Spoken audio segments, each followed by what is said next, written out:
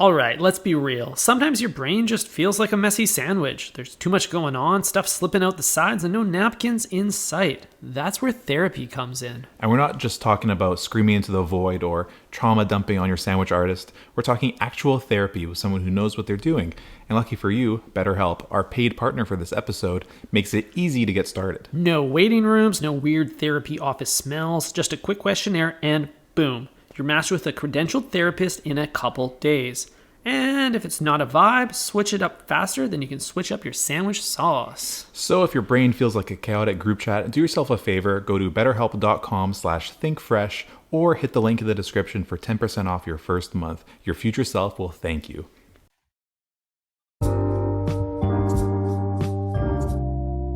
Yo, what is going on, Ty? How you doing? And breadheads, Eric. I'm so glad to be back in the booth with you. I'm happy you're here because I have actually a gift for you, Ty. You have a gift for me? That's no, right. Are you ready? Ho. Hold on. Wait, you're gonna give it to me live on air? Yeah, dude. Oh, Are you ready? wow, what a fun intro. Oh my god. What the hell? Holy shit. Can you describe to the breadheads what you're holding in your two hands right now? I'm holding the girthiest. It's like a foot-long zucchini? Yeah. Is this a zucchini? It's a zucchini, dude. Believe it or not. This thing's over a foot long. It's so bulgy. This would have been first place on a fall fair. Wow. You're stashing this in the back of your car all day? Yeah, I drive around with a 2-foot long zucchini in my trunk. Dude, you're packing. This is literally like the same dimensions and even has like a little bit of a kind of a kink to the top of it. It's kind of like a baby. Like I want to hold it like a child. You're totally right, dude. That thing would require an emergency C-section. It's so big. For sure. Yeah, there's gonna be some tearing if this comes dude. out of you. Yeah, dude. Pussy and ass becoming one thing. Hell yeah. Wow, what the hell? Anyways, that's for you. I grew that in my garden, if you believe that or not. There's like 3 others.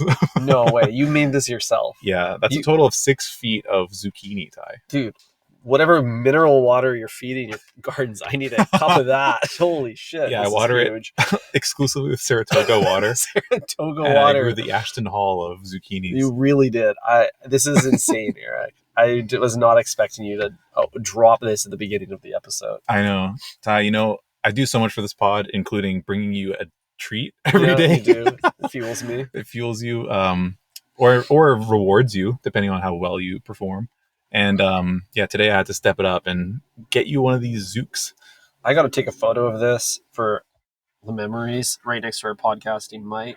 Mm-hmm. Wow. Yeah, mic for scale. Yeah, holy shit. I call it Mark Just gonna Zuckerberg. leave it right there. Dude, yeah, this is like pretty big Zook. Maybe the second most important Zook in the world after Mark. Yeah, that's right. What are you going to do with it? Do you have any ideas? Yes. I have this sweet zucchini recipe I've been toying around with at home. Yeah. Where you know how you can like score some things? You can score a zucchini. You know what scoring is? I think you just scored a zucchini. Yeah, a big win for Ty. But are you familiar with the sacred art of scoring? Like drawing some kind of design in it, essentially? Yeah, kind of. But like typically it's just a cross. Don't hold it like that, dude. He doesn't like when I put it between my legs, but I have nowhere else to put this gigantuan gourd. I'm about to lift this laptop out of my lap if you do that again. Oh wow! I'm gonna put it in the back seat. Don't forget it now. That caught me off guard. Holy moly! Yeah. Okay, so you can score. Scoring is when you like cut it up, and kind of like mark it up. Sure. Mark the Zuck. So to mark the Zuck, I score it by doing a crosshair, I guess, like a hash. Like a hash, yeah. And then you brown the hash by grilling it, so you get this really like torched thing. Is this? Stream of consciousness here. Yeah, so you're gonna brown the hash after you mark the Zuck, and then you eat it. And I like to put a little bit of like Greek yogurt and feta, a little hot honey drizzle, some fresh basil and toasted walnuts on that thing. Yep. And it just has this like very like Lebanese character, but it also eats like a bit like a veggie steak. Oh, yeah. Okay. I should open with that.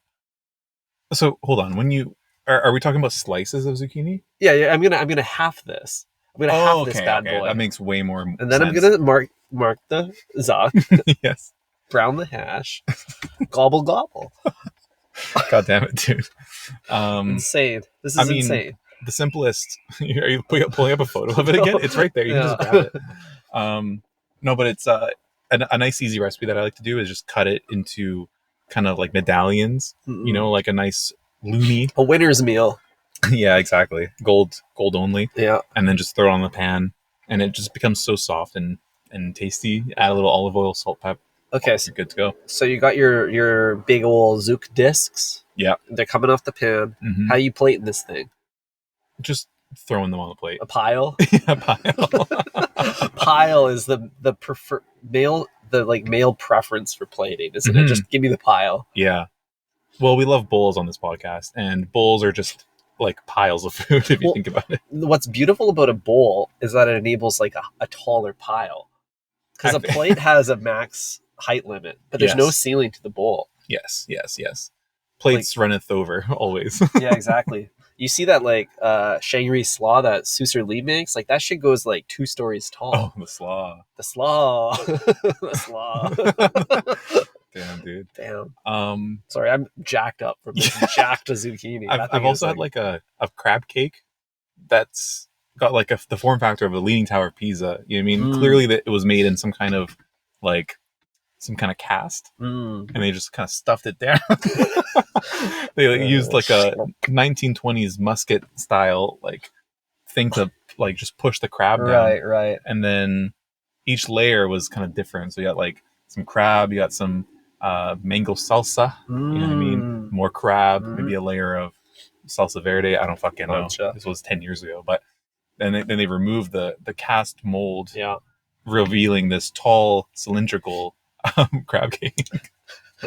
Dude, 2 feet tall. Right. So they're just like piping out this like layered sedimentary form, which I've seen actually. That's a very common move with high end ceviche, like the ceviche market. They love to dress that up. Get a guac. They're basically just 7-layer dipping it. Yeah, exactly. But then they plate it so nicely that you're willing to spend $28 on it. Yeah, it gets me every time. And I love to pretend that my chip is the United 93 flight that goes and just crashes into the side of that building. Topple that tower. Yeah.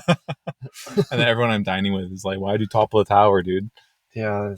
Why'd you ruin it for everybody? Yeah. Well, it's just because we like to see it burn.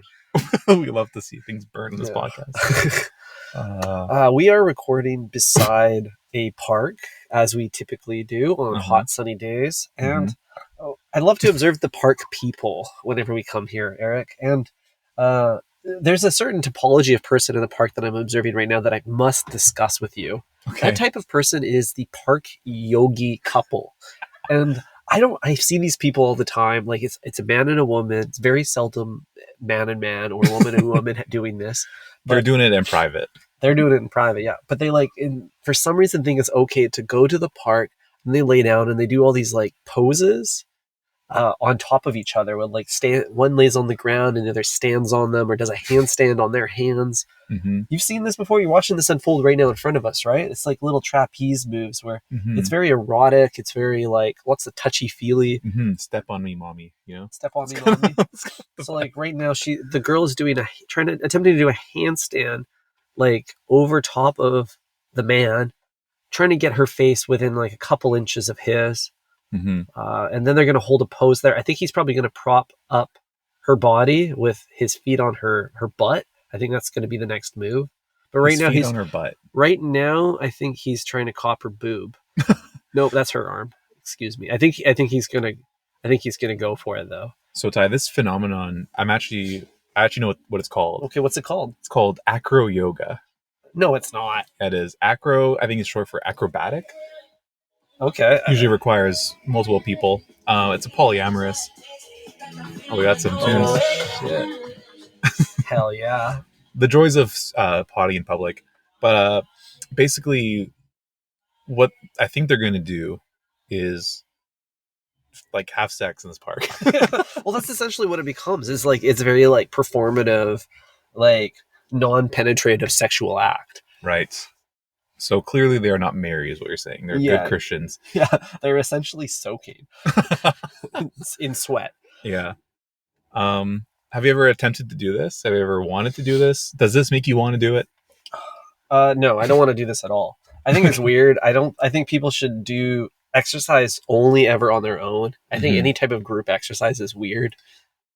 Okay. Sports? I don't even really like team sports. Team sports are terrible. I know you're a strong advocate. Dude, being a team player is so gay. I think it's really lame to like work together to solve a common goal. Like you should be challenging yourself, not relying on others. Like, do you need 4 of your best bros to just pummel this other team? Like, that's so like homoerotic. Look, he's literally rubbing his feet on her butt right now. He's like giving her cheeks a thumping with the bottom of his feet. I'm convinced that this is just matcha. Is this what matcha is? This is what matcha is. You don't want to know why? What I mean by that is this guy is doing anything he can to get laid. And so he might order a matcha after this with the same kind of intended outcome to get inside those pink short shorts. Gotcha. So like the first date was matcha, which and then the second date is the acro-yoga. Yeah, he's willing to lay on the grass. We haven't seen him get up yet, by the way. He's just been laying the entire time. So he's willing to embarrass himself in public to do whatever he can to hit, basically, is what I'm trying to say. Interesting. So this is what dating is like in 2025, hey? Yeah. I mean, you've admitted to me that you would only get a matcha with a girl, right? You would never absolutely. get it by yourself. It has never crossed my mind. Yeah, exactly. So I don't see any difference here, really. No, me either. I agree. I think it's very interesting. There's probably a whole bunch of like novel, feminist projecting actions you can do to appeal to the modern woman in 2025, and this is definitely maybe one of them. Reading the Emrata book at a wine bar is another one. Yeah. You know what I mean? Performative reading's a great one. Yeah, I do have that book by my bedside table. The one about your body or something? Yeah, it's like all of these essays. Yes, the one about her body. Yeah. Okay. She talks about how in her early modeling days she was subjected to a lot of problematic situations. We'll say. Oh, did you know that? Oh, I know. Poor girl. I feel bad for her. Because my life has very few. Let me get this straight, Ty. Hot model gets objectified for money. It's crazy. What a shame. Yeah. It is funny how in the modeling industry that's kind of the whole point. And it's also not. I don't know. Humans are walking contradictions. Or in this case, climbing on each other contradictions. This is why I love watching interviews with porn stars, Ty, because they always have the same sentiment. They're always like, you guys just don't know how hard it was. Like, sweetie, we know it was in the thumbnail. Owning a dog, that's I think a performative move to get a woman. Like a guy gets a dog. There's no reason to own a dog unless you're single. You get 4 legs so that you can get 2 legs. Yeah, you get in between the two. Yeah, in between. Yeah. Yeah. There's no other reason why a man would do that. You know, like the dog is a lure to bring in the women. No, I totally agree. That's why, men are always walking their dogs. Exactly. Because like keeping the dog in the house, it's opportunity cost. You're feeding the thing, but you're not using it to attract women. Yeah, if it's not operating on the streets, then you're wasting your money. Yeah. Learning a lot right now. We're giving the breadheads a lot of information too. Yeah, this is free game. I hope you're taking notes, guys. Yeah, Eric and I are experts in Riz. Rizperts. Ty, you said you had some topics for us other than the yogis in the park. Yogi bears. I want to do a cucumber acknowledgement. Oh, okay. Yeah. So I had to go to a few different events this weekend in my life. On Friday, I went to a celebration of life. Oh, yeah. And on the very next day, I went to a baby shower. Right? Wow. Really endcapping a human life. As one thing ends, another must begin. Exactly. And I think this is really, really beautiful because we've been talking a lot about cucumber sandwiches lately on Think Fresh. And it's been a theme. When I went to both these events, the commonality between them is they were both serving cucumber sandwiches. You're joking. Like finger sandwiches? High tea style finger sandwiches. Cucumber. Fuck yeah, dude. And it just when I got to the baby shower and I saw the same cucumber sandwich I had consumed nearly 24 hours ago, celebrating life in a different way, Yeah. it just made me realize, like, is cucumber sandwich the most essential food?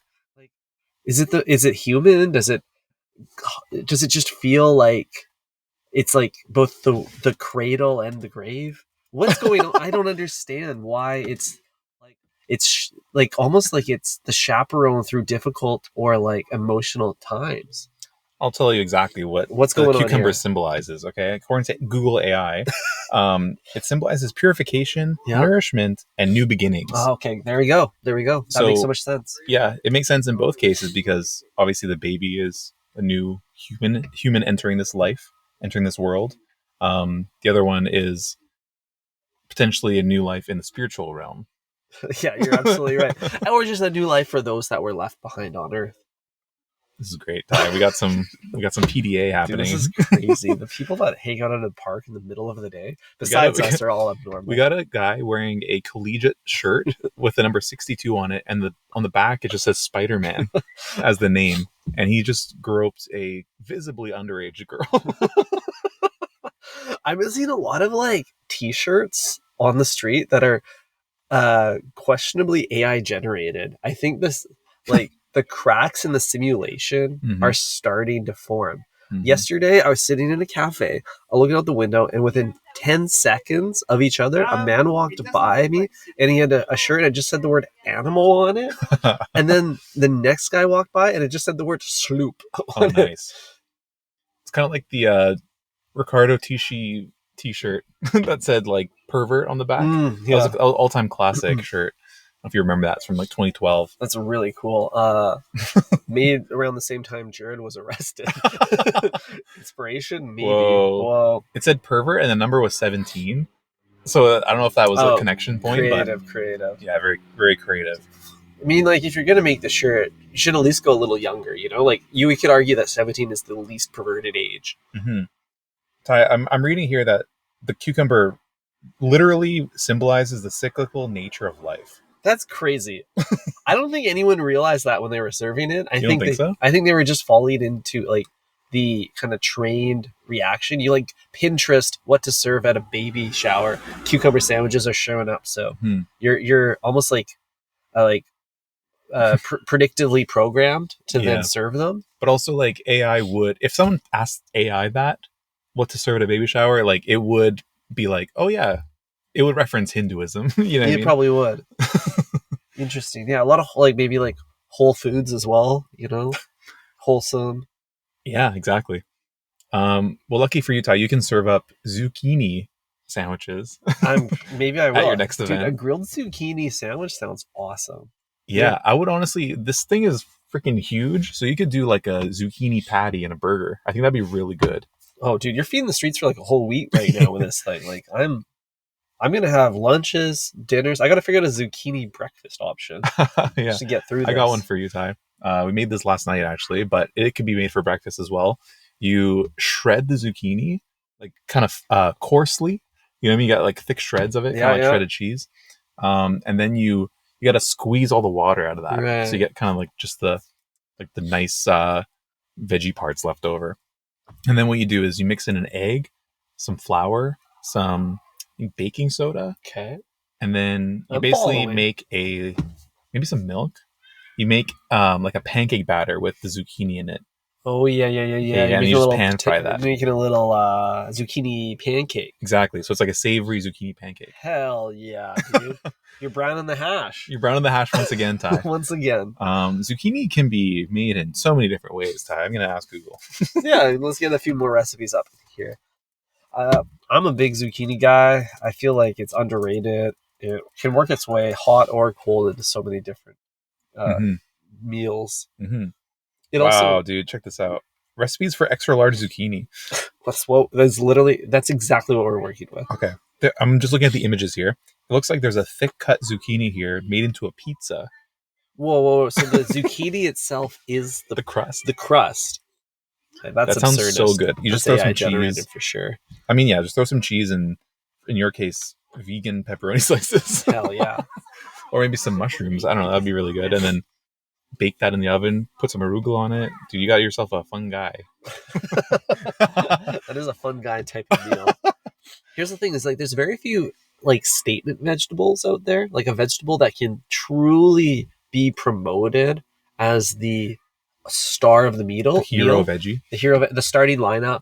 Like this is the guy that you're going to bet all of your money on in the game. Mm-hmm. The MVP. Right. Zucchini is one of those veggies. Cauliflower could be. Maybe an eggplant, similar domain. But yeah, an eggplant really steals the show with its color and a color. beet. You know, A beet likes got a lot to, of potential. yeah, it's got a lot of stage presence.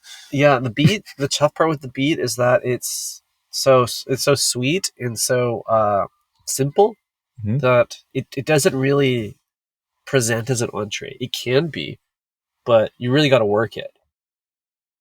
Yeah, it's usually a side. It's a side, or like even like a addition. Like you'll get something with a beet fusion, but it will never be the beet is the entree. Yeah. Like you can have a zucchini with a beet reduction, you know. You sound like if Metro Boomin was into food. It's like, I'm going to give you a beet reduction, actually. It's like, shut the fuck up and make some beats. Yeah. What did Drake say? Yeah. Shut the fuck up and make some drums. Yeah, go and make some drums. Dude, that's so funny. Yeah, dude. Well, that sounds great. Like, beets are very healthy. Yes. They will torture the hell out of a white t-shirt, that's for sure. Oh, yeah. But yeah, they're incredibly good for you, incredibly tasty. Very striking on the plate, on the palate, everywhere. I like to use it to dye my food. I'll sometimes take a hummus. Oh, and then I'll put a little beet in the blender, a little boiled beet. That shit gets bright, vibrant pink. Yeah. Really packs a punch on the plate. Mm-hmm. Wow. Sitting across from me podcasting, that packs a punch on the plate. Yeah, good thing we got a pop filter on this motherfucker. Yeah. Woo. Pop, pop. Pop, pop. What else you got, Ty? Happy Gilmore 2 as a movie that is coming out. I'm assuming you watched the first one. Yes, of Yeah, course. cool. It's coming out next month. All-time classic. It's relevant to this cheeky little TV show because in the all-time classic original, Adam Sandler gets sponsored by, you guessed it, Subway Incorporated. Really? During the movie. Yeah, that was like a whole thing. He like does an ad for Subway in the movie. He does kind of look like Jared pre-Subway. He kind of does. He's got like a similar haircut, similar kind of ovular face. You know, great. Like both his face and Jared's face kind of look like the ham slice. Yeah, look, he's wearing the OG Subway logo t-shirt. It's so awesome. Funny that Subway would even submit itself to this. The place where fresh is the taste. That's great. That's great copywriting right there. Yeah, so rumor has it for Happy Gilmore 2, Subway is obviously collaborating again and doing some throwback sandwiches and throwback. Hey, right there it is. This one? Yeah, they're doing. I don't know the full extent of what the Happy Gilmore meal will be, but anticipate it to hit your Subway sometime soon if it hasn't already. Well, I'm looking at this Google image result, which may or may not be fake. But it says the Happy Gilmore meal coming July 10th, which is less than a month away, includes you can upgrade any fresh value meal or meal of the day for just $1, and then you get a collectible cup. Oh, that's so lame.